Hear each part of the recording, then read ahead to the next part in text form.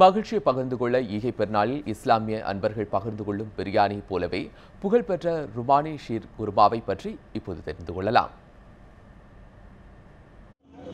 முஸ்லிம்களுக்கு 5 கடமைகள் முக்கியமானவை. கலிமா, தொழுகை, நோன்பு, ஜகாத், ஹஜ் ஆகிய 5 தான் அந்த கடமைகள். நோன்பு உங்களுக்கு கேடயம் என்கிறது இஸ்லாம்.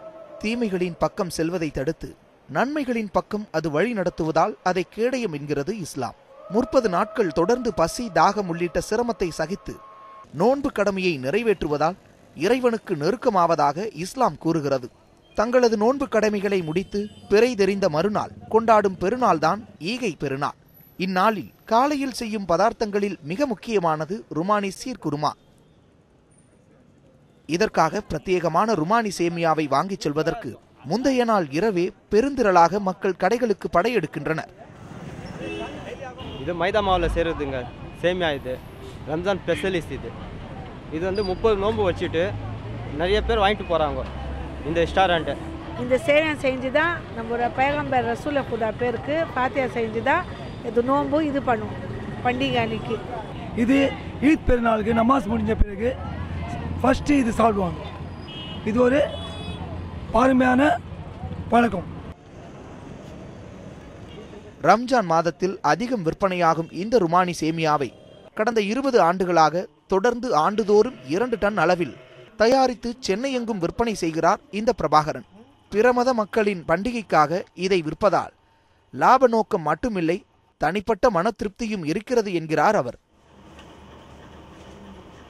ரம்ஜான் டைமில் வந்துங்க ருமானி சேமியான்னு ஸ்பெஷலாக போடுறேன். அந்த 1 மாதத்துக்கு வந்து நல்லா சேல்ஸ் ஆகும். விற்பனை நிறைய இடங்களில் வெளியூருங்களுக்கு போகும். இந்த சென்னை சிட்டியில் குறிப்பிட்ட ஒரு ஏரியாவுங்களில் இருக்கும் எங்கள் சேமியா. ருமானி சேமியான்றது வந்து முஸ்லீம்ஸுக்கு பண்டிகைக்காக மெயினாக விரும்பி வாங்கி சாப்பிட்ற பொருள்.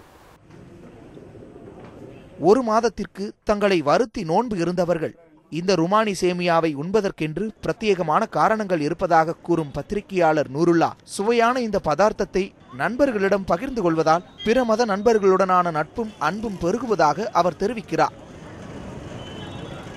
இந்த ஷீர் குருமா இருக்க இதனுடைய பொருட்கள்லாம் பார்த்தீங்கன்னா எல்லாமே குடலுக்குள்ளே போய் குடலோட நேசம் பேசுகிற மாதிரி மென்மையான பொருட்களை கொண்டு தயாரிச்சிருக்காங்க. இத்தகைய சிறப்பு வாய்ந்த ருமானி சீர்குருமாவை எப்படி சமைப்பது என்பது குறித்து செயல்முறை விளக்கம் அளிக்கிறார் பல்கீஸ் நூருல்லா. நான் இன்னைக்கு ரம்ஜான் ஸ்பெஷல் ஷீர் குர்மா ருமானி சேமியா பண்ண போகிறேன்.